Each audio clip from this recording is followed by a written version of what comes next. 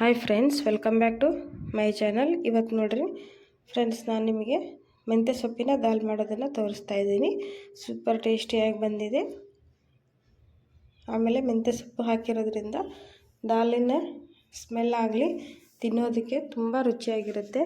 ರಾಗಿ ಮುದ್ದೆ ಜೊತೆ, ರೈಸ್ ಜೊತೆ, ಬಿಸಿ ಬಿಸಿ ಅನ್ನಕ್ಕೆ ಸೂಪರ್ ಆಗಿರುತ್ತೆ ಫ್ರೆಂಡ್ಸ್. ಹಾಗಾದರೆ ನೀವು ಕೂಡ ಈ ದಾಲ್ನ ಟ್ರೈ ಮಾಡಿರಿ. ಹೇಗೆ ಬಂತು ಅಂತ ತಿಳಿಸಿ. ಈಗ ನೋಡಿರಿ, ಈ ದಾಲ್ ರೆಸಿಪಿ ಮಾಡೋದಕ್ಕೆ ಏನೇನು ತೊಗೊಂಡಿದ್ದೀನಿ ಅಂತ ತೋರಿಸ್ತೀನಿ. ಈ ದಾಲ್ ರೆಸಿಪಿ ನಿಮಗೆ ಇಷ್ಟ ಅನಿಸಿದರೆ ಇವಾಗಲೇ ನಮ್ಮ ಚಾನಲ್ಗೆ ಸಬ್ಸ್ಕ್ರೈಬ್ ಮಾಡಿಕೊಂಡು ವಿಡಿಯೋಗಳನ್ನು ನೋಡಿರಿ, ಮತ್ತು ಬೆಲ್ ಐಕಾನನ್ನು ಪ್ರೆಸ್ ಮಾಡಿರಿ. ಆದಷ್ಟು ಲೈಕ್ಸ್ ಆ್ಯಂಡ್ ಶೇರ್ ಮಾಡಿಕೊಳ್ರಿ. ಈಗ ನೋಡಿರಿ, 1 ಕಪ್ ತೊಗರಿಬೇಳೆನ ಹಾಕ್ತಾಯಿದ್ದೀನಿ ನಾನು ಕುಕ್ಕರಿಗೆ. ನೀವು ಜಾಸ್ತಿ ಮಾಡೋರಿದ್ದರೆ 2 ಕಪ್ ಹಾಕ್ಕೊಳ್ರಿ. ಬೇಳೆನ ವಾಶ್ ಮಾಡ್ಕೊಂಬರೋಣ. ಈಗ ನೋಡಿರಿ, ಇಲ್ಲಿ ಬೇಳೆಗೆ ಏನೇನು ಬೇಕು ಅಂತ ನಾನಿಲ್ಲಿ ಕಟ್ ಮಾಡಿ ತೊಗೊಂಡಿದ್ದೀನಿ. ಉಳ್ಳಾಗಡ್ಡಿ, ಬೆಳ್ಳುಳ್ಳಿ ಮತ್ತು ಮೆಂತ್ಯ ಸೊಪ್ಪು, ಹಸಿಮೆಣಸಿನ್ಕಾಯಿ ಮತ್ತು 3 ಟೊಮ್ಯಾಟೋನ ತೊಗೊಂಡಿದ್ದೀನಿ ಬೇಳೆಗೆ ಹಾಕೋಕ್ಕೆ. ತುಂಬ ಟೇಸ್ಟಿಯಾದಂಥ ಮೆಂತ್ಯ ಸೊಪ್ಪಿನ ದಾಲು ನೀವು ಕೂಡ ಟ್ರೈ ಮಾಡಿರಿ. ಇಲ್ಲಿ ನೋಡಿರಿ, 3 ಟೊಮ್ಯಾಟೊ, 2 ಉಳ್ಳಾಗಡ್ಡಿ, 1 ಕಟ್ಟು ಮೆಂತ್ಯ ಸೊಪ್ಪು ಮತ್ತು ಬೆಳ್ಳುಳ್ಳಿನ ತೊಗೊಂಡಿದ್ದೀನಿ. ಈಗ ಎಲ್ಲದನ್ನು ಕುಕ್ಕರಿಗೆ ಹಾಕಿ ಇದಕ್ಕೆ ಇವಾಗ ಮತ್ತೆ 1 ಸ್ಪೂನು ಅರಿಶಿನ ಪುಡಿ ಹಾಕ್ತಾಯಿದ್ದೀನಿ ನಾನು. ಆಮೇಲೆ ಸ್ವಲ್ಪ 1 ಸ್ಪೂನಷ್ಟು ಜೀರಿಗೆನ ಹಾಕಿ, ಜೀರಿಗೆ ಹಾಕೋದ್ರಿಂದ ಬೇಳೆ ಘಮ ಚೆನ್ನಾಗಿ ಬರುತ್ತೆ. ಕುದಿಸೋವಾಗ ಹಾಕಿ. ಈಗ ನೋಡಿರಿ, 2 ಬದನೆಕಾಯಿನ ಹಾಕ್ತಾಯಿದ್ದೀನಿ. ಈಗ ಬೇಳೆ ಕುದಿಯೋದಕ್ಕೆ 2 ಗ್ಲಾಸಷ್ಟು ನೀರನ್ನು ಹಾಕಿ,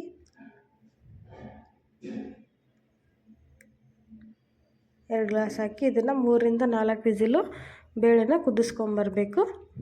ಅಂದರೆ ಮೆತ್ತಗೆ ಚೆನ್ನಾಗಿ ಸಾಫ್ಟಾಗಿ ಕುದ್ರೆ ಬೇಳೆಗೆ ತುಂಬ ರುಚಿಯಾಗಿರುತ್ತೆ. ಈಗ ಒಂದು ಸ್ವಲ್ಪ ಹುಣಸೆ ಹಣ್ಣನ್ನು ಹಾಕ್ತಾಯಿದ್ದೀನಿ.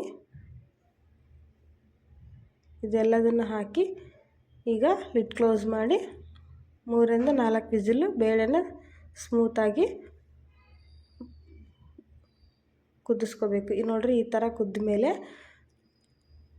ಬೇಳೆ ಮೆಸೋದನ್ನು ತೊಗೊಂಡ್ಬಿಟ್ಟು ಚೆನ್ನಾಗಿ ಬೇಳೆನ ಸ್ಮ್ಯಾಶ್ ಮಾಡಿಕೊಳ್ರಿ. ಇಲ್ಲ ಸ್ಮ್ಯಾಶರಿಂದನೂ ಸಹಿತ ನೀವು ಸ್ಮ್ಯಾಶ್ ಮಾಡ್ಕೋಬೋದು. ಚೆನ್ನಾಗಿ ನುಗ್ಚಿದ್ರೆ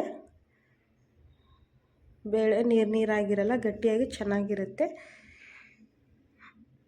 ಈಗ ನೋಡಿರಿ, ಬೇಳೆನ ಚೆನ್ನಾಗಿ ಈ ಥರ ಸ್ಮ್ಯಾಶ್ ಮಾಡಿಕೊಳ್ರಿ. ಇದಕ್ಕೆ ನಾವು ಕಟ್ಟು ಬಸಿದಂಥ ನೀರನ್ನು ಹಾಕ್ತಾಯಿದ್ದೀನಿ ನಾನು. ಬೇಳೆ ಬಸ್ತಿದ್ವಲ್ಲ, ಆ ನೀರನ್ನು ಇದಕ್ಕೆ ಹಾಕಿ, ಮತ್ತು ನಿಮಗೆ ಬೇಳೆ ಎಷ್ಟು ಕ್ವಾಂಟಿಟಿಲಿ ಬೇಕೋ ಅಷ್ಟು ನೀರನ್ನು ನೀವು ಹಾಕಿ ಕುದಿಯೋಕೆ ಇಡಬೇಕು. ಇದಕ್ಕೆ ರುಚಿಗೆ ತಕ್ಕಷ್ಟು ಉಪ್ಪು ಹಾಕಿ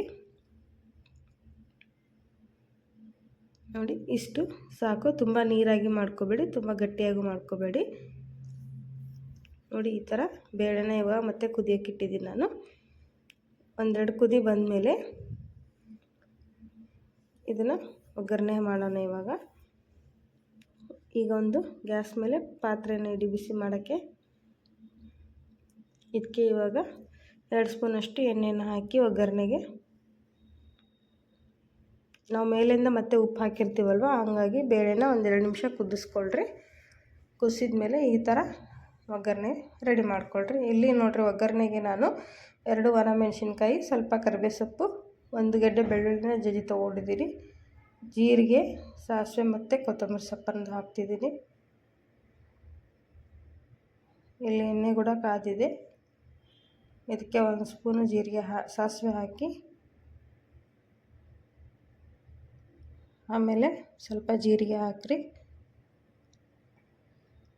ಜೀರಿಗೆ ಸಾಸಿವೆ ಚೆನ್ನಾಗಿ ಸಿಡಿದ ಮೇಲೆ ಜಜ್ಜಿಟ್ಕೊಂಡಂಥ ಬೆಳ್ಳುಳ್ಳಿನ ಹಾಕಿ. ಬೆಳ್ಳುಳ್ಳಿನ ಸ್ವಲ್ಪ ಜಜ್ಜಿ ಹಾಕೋದ್ರಿಂದ ಒಗ್ಗರಣೆ ಘಮ ಚೆನ್ನಾಗಿ ಬರುತ್ತೆ. ಇದಕ್ಕೆ ಸ್ವಲ್ಪ ಒಣಮೆಣಸಿನ್ಕಾಯನ್ನು ಕೂಡ ಹಾಕ್ಕೊಳ್ರಿ. ಎಣ್ಣೆಯಲ್ಲಿ ಚೆನ್ನಾಗಿ ಒಗ್ಗರಣೆ ಫ್ರೈ ಆಗಬೇಕು. ಈಗ ಇದಕ್ಕೆ ಕರಿಬೇವು ಸೊಪ್ಪನ್ನು ಹಾಕಿ, ಬೆಳ್ಳುಳ್ಳಿ ಚೆನ್ನಾಗಿ ಕೆಂಪಗಾದ್ಮೇಲೆ ಒಗ್ಗರಣೆ ರೆಡಿಯಾಗಿದೆ. ಇದಕ್ಕೆ ನಾವೀಗ ಕುದಿಸಿದಂಥ ಬೇಳೆನ ಹಾಕೋಣ.